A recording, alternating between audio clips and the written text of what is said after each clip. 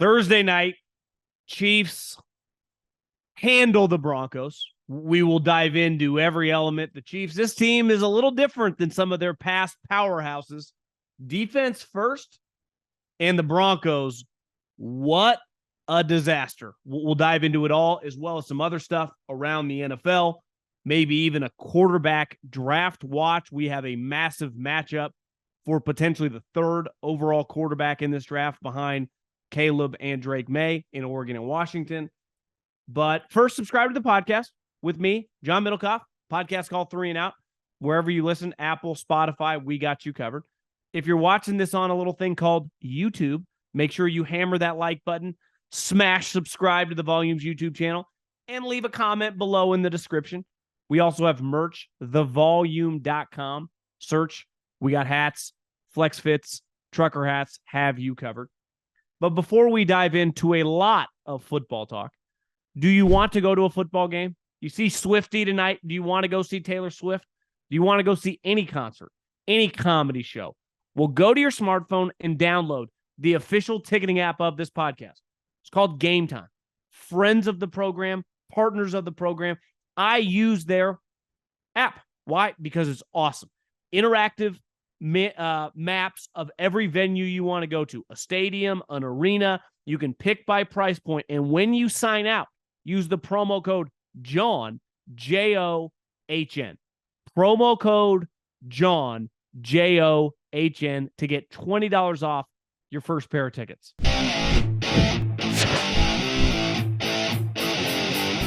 What's funny is this game actually went by pretty quick. At one point in time, it looked like it was going to finish well before 8 Pacific Standard Time. And usually, if I eat dinner around 7:30, 7:45, the game doesn't end for another 30 minutes. And I'm looking up, and I'm starting to kind of put my thoughts as I'm slamming my cheeseburger.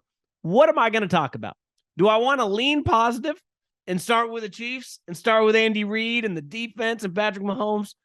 And I said, well, we got to stay true to who we are, and we got to start with the Denver Broncos. Because first and foremost, I think they're in the middle of one of the worst transactions in NFL history. It's not really debatable at this point. Russell Wilson trade is just an utter disaster. It's one they would give anything to have a redo. But you don't get redos in the NFL. This is their quarterback, the contract, they owe him the money, and they're stuck with it. They're not going to be able to unload him. Sorry, Bronco fans. He's going to be your quarterback for the foreseeable future. And tonight was pretty embarrassing. He did not throw for over 100 yards. Now, I understand, road game, short week, Chiefs defense really good. I'm paying a guy, if I'm the Denver Broncos, if I'm the Walton family, if I'm Sean Payton, I can't get over 100 yards from my quarterback. 2 interceptions. One was tipped, but the other one was pretty terrible. Let's face it. I've heard this all year long. Russell's playing a lot better. Well, it's like, hey, how was that sandwich? 1 to 10. And a guy goes like 9. You're like, that's an incredible sandwich. But if the guy goes, it's like a 2. It's like, that's terrible. So if the next sandwich you eat is a 4, it doesn't mean that 4 sandwich is that good. It just means it's better than the 2. So yeah, is he playing okay this year? Sure, relative to last year. But the guy they traded several players for, ton of first-round picks, and paid all this money, they're expecting to be a star. And those days are over. So we just need to come to grips with who Russell Wilson is. He's an average player who can have okay days, above average days, but he also has a lot of below average days. And the guy that they thought they once were getting, right, was, even if he wasn't quote unquote star, a top 3 quarterback, could be a top 8 quarterback, and he's not sniffing that anymore.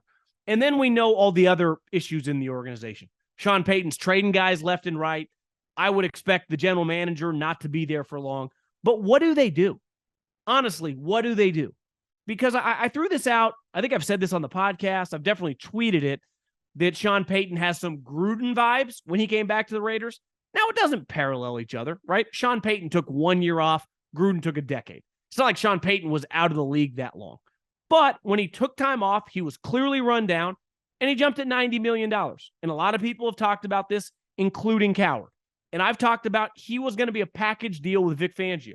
Well, if you're going to be a package deal with Vic Fangio, which is the right move, you can't go to the Denver Broncos where he's not going to come with you. And then you go to a place where you're with a quarterback that, let's face it, their personalities have never made much sense with each other. And especially if the guy's not going to be a good player, it's going to be a miserable experience. I was texting with a buddy in the league a couple days ago, and we were talking about the miserable office ratings. And anyone that's worked in the NFL, anyone that's worked in football, high school included, Division I college football or the NFL, when you start losing, the building is not fun. I've only worked in one other kind of corporate setting, and that was radio. And on the worst day, it never sniffed being close to as down, as negative, and as miserable in a football office after a loss, after a losing streak, during a losing streak. It's hard to really verbalize it, and I'm a podcaster. It's all you do. You spend, 70, 80, 90 hours in the office, and when you're losing, no one smiles. It's not fun. And I picked Belichick, and I got pushback. Belichick's always surly. He was angry when they were winning championships. Sean Payton is a guy that runs hot. That building, to me, could just be an all-time miserable area for players, for coaches. And what's their fix? Honestly, what's their fix? Because the Gruden comparison, he attempted to trade a player and get a bunch back, and it essentially tanked their season in Khalil Mack. Their problem was they missed on all the picks, but they made a big picture move, and it just backfired. Sean Payton can't do that. He's got no players to trade. I guess he could trade Patrick Surtain, but what's the point of doing that? Like, I would just keep that guy, right? So I just really think that they are in a tough spot. That's really the only guy that has any value on their team in terms of netting them first-round picks back. But their situation is an utter disaster. The quarterback feels like for every good game he has, then he comes right back and has a bad game. And their coach doesn't feel like he has any answers. And what's the ultimate result? They're going to end up firing a defensive coordinator. So he's going to be in the offseason looking for a defensive coordinator. They're spending a ton of money on a lot of different people, right? I mean, they just broke the bank this offseason on McGlinchey. Russell Wilson's contract's about to kick in. So it's not like they're just flush with salary cap space. Never in a million years. Like, even if I thought they weren't going to live up to the offseason hype, I would have guessed 8-9, a competitive 7-10. I mean, they look like a 3 or 4 win team. They look like a team who is squarely in the mix to get Caleb Williams. Think about that. I mean, the other team is technically the Bears, but it's because of Carolina, has a rookie quarterback who's 5'9", 180 pounds. This team has a $45 million quarterback named Russell Wilson, which at one time, and now it's becoming debatable, is he even a Hall of Famer? I always thought he was, but you start having games like this, seasons like this, sometimes you're remembered the way it finished, not the way it started. And I think the way it's going, I don't know. I don't feel as strongly. So the Denver Broncos, think about this if you're the Chiefs, because one of my comparisons to the Chiefs is the third iteration of the Belichick-Brady Patriots. The first one was the Brewski, Vrabel, Troy Brown, led by young Brady. The second version was Randy Moss, Welker. That team never won a Super Bowl. They got to a couple, but they never won. And then the third iteration was the Edelman, Gronkowski, McCourty, Hightower, kind of that group. And that group was pretty unreal. That like 4, 5, 6 year span of that group of players was one of my more enjoyable, just as a fan and lover of football. But one thing they really benefited from was the disaster that was the division. Now, people are like, well, the division's so easy. They kicked the shit out of every other good team. The Colts, the Texans were always pretty feisty. They dominated them. The Steelers. So they were going 5-1 and 6-0 in their division, but they were housing everyone else. But they did get 5, 6 basically free wins. And that's kind of what it feels like right now for the Kansas City Chiefs. They got the Denver Broncos, who are just, the building's on fire. You got the Raiders, who have issues left and right. And then the team that should be the most competitive team has Brandon Staley as their head coach. So the Chiefs, even as they've transitioned from the Tyreek kind of, bomb and score points team to this defensive team, which honestly probably translates more consistently to the playoffs. When you can really play defense, like, you're going to be in it no matter how your quarterback plays. And clearly their offense is nowhere near what it was 4 or 5 years ago, but they're going to be fine. Why? They got Andy Reid and Patrick Mahomes. And as long as Kelsey is on the field, and the next 10 days when him and Swift are probably off in the Bahamas is pretty big. He needs some rest, right? You can tell his ankle's hurt from the previous week, the slip. He had the knee injury early. You have to keep that guy healthy. But as long as you have him with Pacheco, mix and match some of these other wide receivers, who's betting against that team? Who's betting against that team? Not me. I'm not going to. Think about the other teams that are going to compete with them for the AFC. The Bills now have a million injuries on defense. They're nowhere near the complete team that they once were. The Dolphins defense just actually sucks. The Jags are not beating the Chiefs.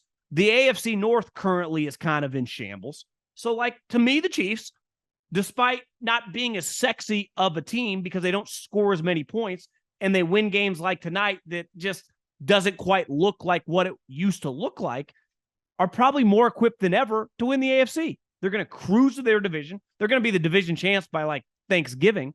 And you saw tonight just a complete and utter dominance really by the organization. Because when they transitioned a couple years ago away from Tyreek Hill, they needed to get better on defense. And now, 2 years later, they are dramatically better. They have defensive backs everywhere. And one of Andy's great superpowers is even when weird shit happens, like a guy wants more money, a guy's holding out, Chris Jones has come back, and it has been more than seamless. You watch him, he's in the peak of his powers. He looks like a 6'5" Aaron Donald. He's fucking everywhere. Their linebackers are sweet. I mean, Brett Veach and Andy Reid are just have, kind of perfect cohesion right now professionally, and that team shows it. And as long as you have Mahomes, they're going to be a force. They are a force, and they're in the middle of what I would call a dynasty. Some would argue it takes 3 championships. I would bet on them getting the 3rd, if not this year, within the next couple years. But to me, they're the clear AFC frontrunner. So Broncos trending down, Chiefs trending up, and really nothing changed from the night that we didn't already know. One thing that happened pregame, and we've been talking a little bit about this, so many players get these jobs in the media, and then they say nothing, right? Just because you're famous, if I put you on TV, that's cool, initially. And then it's do you bring something to the table? You don't need to just shit on everything that goes wrong on the field, but can you just say what we're all seeing? And a lot of players struggle with that. It's why the players who are good at that really shine, right? It's why Troy Aikman became a star. He's willing to say stuff, right? Mark Schlereth is a good example. He is not afraid to be critical of a player or coach. Dude has a bunch of Super Bowl rings. And Steve Smith, one of the great shit talkers of his generation, also one of the fantastic, great impact wide receivers of his generation, took some shots at Jerry Jeudy. You suck, bro. You're just not playing very well. You're a bust. That's a fact. That's not an opinion. Objectively, you can say that. And then I guess Jerry had a good game or was playing well the last couple of weeks. Steve Smith went up to say something to him pregame, and Jeudy wasn't having it, which I got no issue with. That's his prerogative. You don't have to accept someone's apology, right? And then, though, he starts acting like an idiot behind Steve Smith talking pregame. And to me, that kind of represents everything that's going on with the Broncos. You have a guy who is really kind of writing off his name from Alabama. Well, we're 3-4 years into this thing. You're an NFL player now. No one cares that you were a highly touted prospect. You're not living up to it.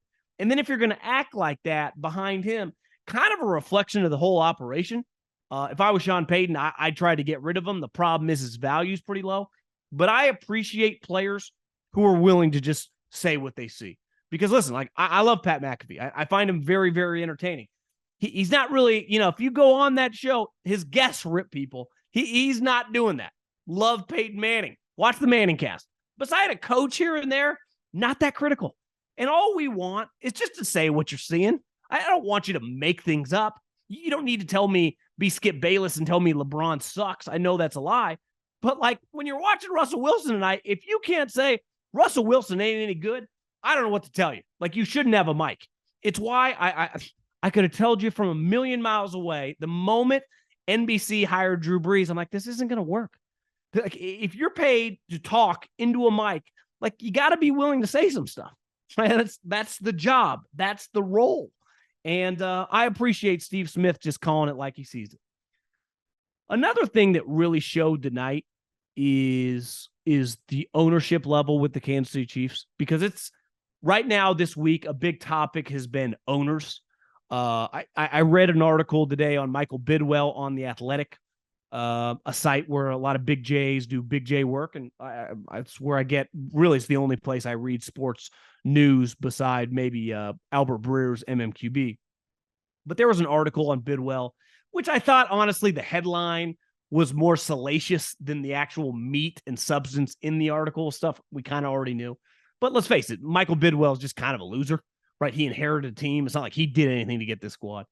And then there's also kind of this story out there about David Tepper meddling. And someone hit me in the DMs today, and they're like, if you paid $2 or $3 billion for a team, you would meddle too. And I think there are differences. Like, there's differences of like, hey, we're going to make a trade. Well, why are you doing this? How come you're doing this? Right? I just did a remodel. I asked questions, but I paid the guy. I told him what I wanted. Then I let him cook. Well, what's the point in paying someone to do something that you can't do? And football, like David Tepper's great on Wall Street, knows nothing about quarterbacks. And one story that's kind of out there is it feels like those guys wanted CJ Stroud and he made them draft Bryce Young. And I think ownership is something, because it's hard to quantify, right? We can watch a game and go, God, this coach doesn't know when to call timeouts. He's making terrible challenges. His team looks unprepared. It's easy to judge a coach, right? Whether they're good or bad, whether you're winning or losing. It's easy to judge a player. Like, are you making plays? Are you sacking the quarterback? Whatever your position, if you're a kicker, you're making kicks.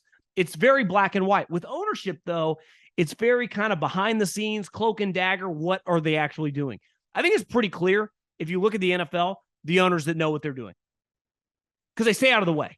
And I think Clark Hunt, now listen, part of it is to hire a guy who's good at his job and then just let him go to work. And Clark Hunt, since hiring Andy Reid, and then ultimately once John Dorsey went his separate ways, inserted Brett Veach, just stays out of the way, lets them do things. It's not always fun. Like, they traded Tyreek Hill a year ago. You think that was a popular move in Chiefs land? Of course not. Robert Kraft did this forever when Belichick had Brady. Listen, you want to trade Logan Mankins? You want to trade Asante Samuel? You want to trade Richard Seymour? I believe in you. I trust you. It's the reason I'm hiring you, right? And so when you hear some of these stories about these owners meddling, and there's a difference in asking why you're doing something and telling them, no, I want this player, it's going to fail. And the one thing you heard forever in Washington is the draft board would be set. Like, we're going to take one of these three players with pick 12.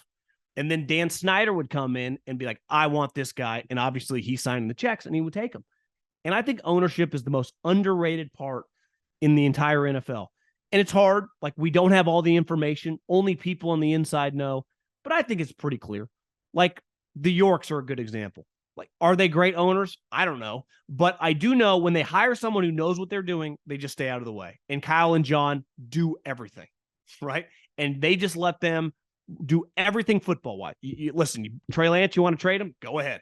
Do what you do, right? And the faster you get to that level, the more you have an opportunity to success. Now, it starts with hiring the right person, but I saw it when I was with the Eagles. Jeffrey Lurie hires Andy Reid, hires Howie Roseman. He lets those guys cook. It doesn't mean he's always going to agree at the time of the decision, but what's the point in paying these guys all this money if you're not going to entrust them to do things? And obviously the Cardinals have a lot more issues than just their owner meddling, but the Panthers have major issues if the guy can't stay out of the draft room and the free agency room. And there's, again, it's not like the guy can't be allowed to talk football, but if he always wants to be the guy pulling the trigger, which I understand, because when you're a hedge fund manager, when you own a company, like, it's not quite the same of the buzz, the way people talk about you when you run a sports team, and specifically the NFL, the biggest sport in America. So the ownership thing, man, is always going to sink certain organizations and help other ones thrive. The NFL season is going strong, and DraftKings Sportsbook is hooking up new customers with an offer that's even stronger. Bet $5 on any game this week to score $200 instantly in bonus bets. And DraftKings isn't stopping there. All customers can take advantage of a sweetener offer every game day this October.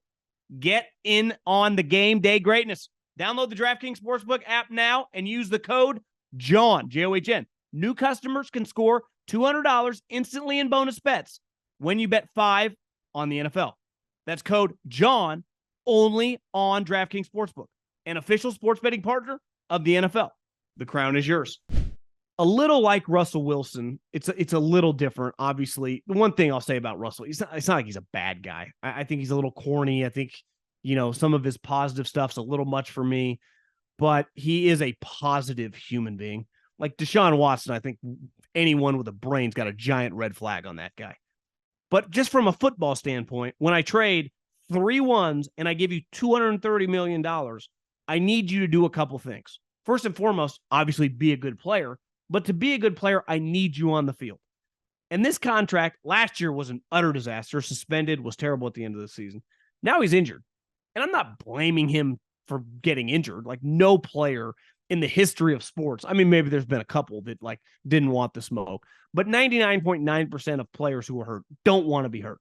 But the problem is, once you're hurt and I'm paying you a lot, I am depending on you and you derail my season. So now, a couple weeks ago, Deshaun was getting ready for a game time decision, couldn't play. Gets a bye week, and now basically he's ruled out on Thursday. It's a major problem for the Browns. I mean, it just is. They're not going to the playoffs having some, rotation of PJ Walker and DTR. Now, would they beat the 49ers if Deshaun was playing? Probably not. It'd be a tough game. But they got no chance when they're rolling out PJ Walker. So 2 weeks ago, lose to the Ravens because you rolled out DTR. This week, if you roll out PJ Walker, which I don't really blame you. Like, what are your other options? You can't roll out the rookie when he looked like that a couple weeks ago. You're going to lose again. So a little like Russell Wilson, huge trade. It just ain't working. Based on the evidence so far, both of them have been a major disaster. One game that's kind of fascinating to me is this Lions-Tampa game. Because often when a guy is drafted really high and then goes through really rough times, they usually just become kind of blah, right? They usually become like a Carson Wentz, end up out of the league, maybe a Mariota, become like a backup average player. Jared Goff, and I think I was listening to Russillo's podcast in the last couple of weeks, is really an outlier. You usually don't see a guy go to another team, a guy who had success, then go to another team as the number 1 overall pick after basically being discarded and then play well again. It just doesn't happen. Now, Baker Mayfield's situation is a little different, but listen, one of Collins, one of his takes that I thought was the most outrageous, and me and him had it out, talked about it, I think before the season, he thought Baker Mayfield should retire. And because it would hurt his brand going into college football or just start his, college football media career. And my take was, look at RG3 is all over TV. You can fail so hard in the NFL. It does not carry Matt Leinart, Brady Quinn. I mean, they're on Fox Noon Kickoff. It does not matter what you do in the NFL. But I'll be honest. I didn't expect Baker to be any good. I expected this season to be a disaster. And I didn't think he should retire because you make $4 million. It's more fun playing than even working in the media. Do not stop playing until they force you to stop playing. Make them take away your helmet and your pads. But he's been pretty good. He really has. So the Jared Goff thing, clearly even by the end, he was a better player than that. But I didn't expect him to become Jared Goff's better right now than Dak Prescott, right? He's a better player than Kirk Cousins. Jared Goff currently is the best player of that second tier group. Hell, you take Jared Goff over clearly Russell Wilson and Deshaun Watson. Jared Goff's a very, very solid player. And Baker can really just have one of those years where it's God, Baker just helped the Bucs go 9-8 and make a wild card spot. And that's something not a lot of people saw coming. And I would say Baker's had kind of a bounce back since Cleveland when you think about it, right? Got run out of town, ended up going to the Rams, who clearly McVay and those guys really enjoyed their time around him. Had that great win. Was it Thursday night or Monday Night Football against the Raiders? One of my favorite games of all time. It was just very enjoyable to watch. And props to Baker for battling it out. Before we get into the draft watch, one other game. Listen, I'm rooting for him because I think the story is fantastic. If the Jets can kind of get back in the mix, but it's an awful matchup this weekend against the Eagles. I was talking to a guy on the Jets staff a long time, earlier this year. He said the problem once Rodgers went out is their team is really built to have a lead. I've mentioned this on Sundays nights with Colin. They're meant to pass rush. That their defense is not the 2000 Ravens. They're not built like Tony Saragusa and Sam Adams in the middle. They're not built to get leaned on.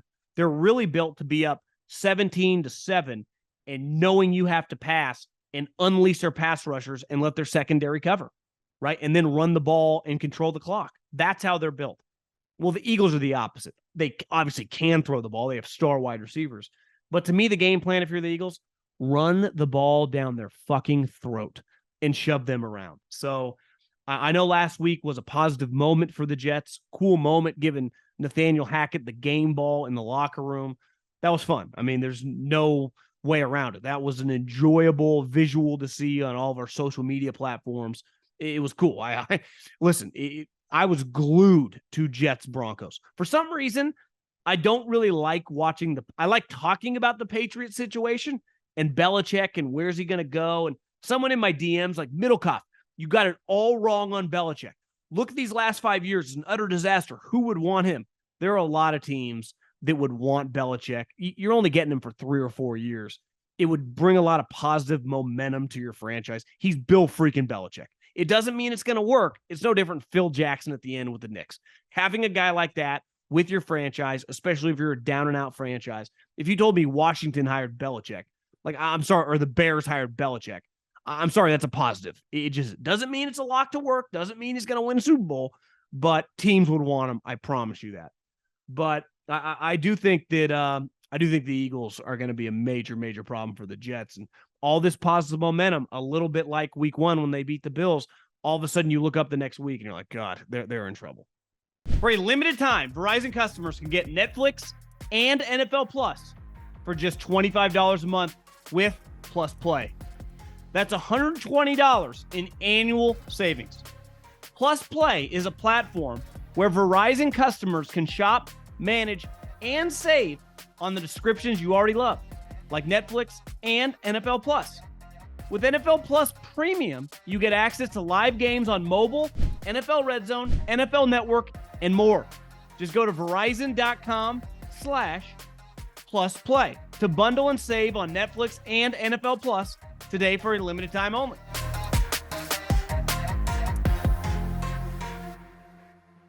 I do think it's very, very clear there is a top 2 in college football when it comes to quarterbacks. So when we talk about Denver, when we talk about Chicago, Caleb and Drake May are on their own tier. I would say every NFL team, I can't say every NFL team, but I would guess close to 90-95% would have Caleb number 1. But I think Drake May is pretty close number 2. And I think Drake May is viewed as a big-time prospect. I think Drake May is viewed, if you just talk to an average if I just got 10 college scouting directors on the phone, I would imagine 8 of them would say, hell, maybe 10 of them would say Drake May would have been the number 1 pick in last year's draft when Bryce, CJ, and then Anthony Richardson went 1, 2, and 4.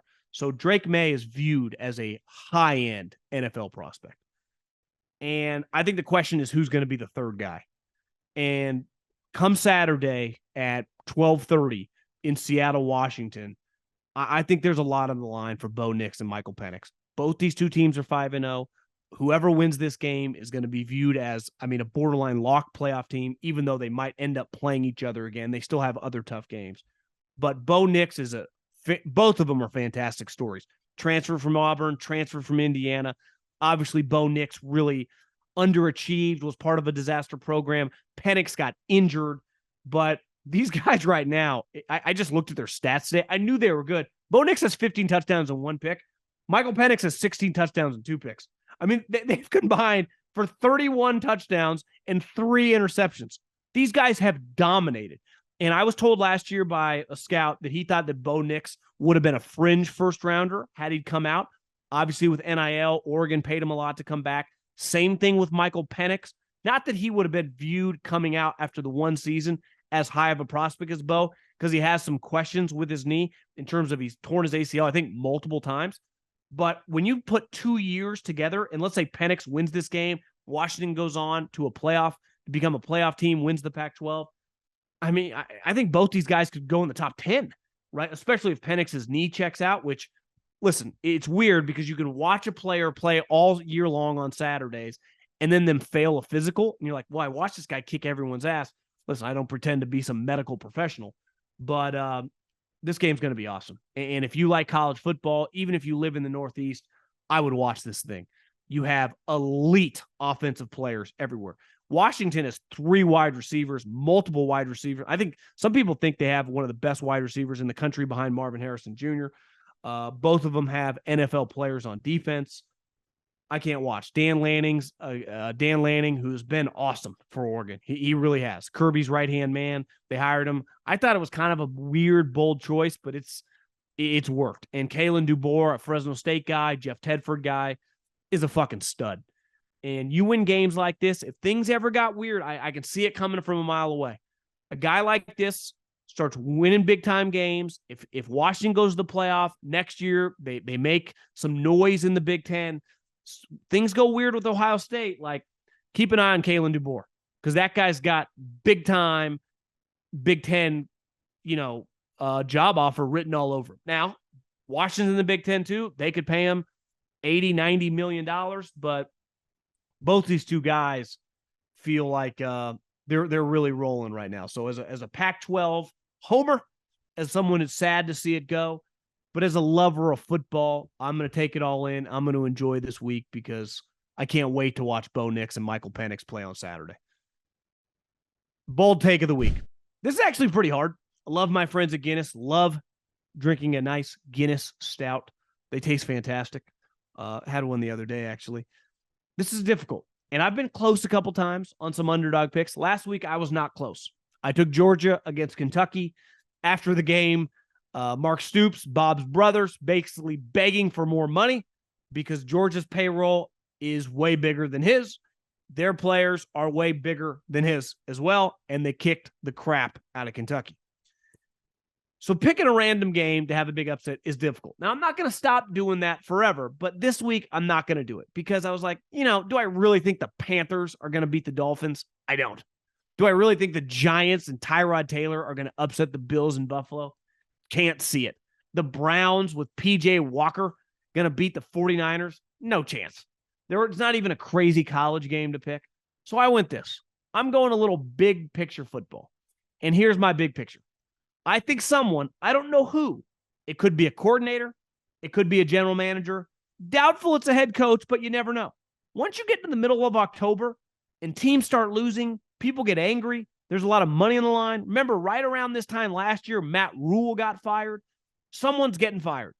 And more than likely, it'll be an offensive or defensive coordinator with one of these crappy teams. A curveball could be if you told me like Monday morning or Saturday, the Broncos fired George Payton. Could see that as well.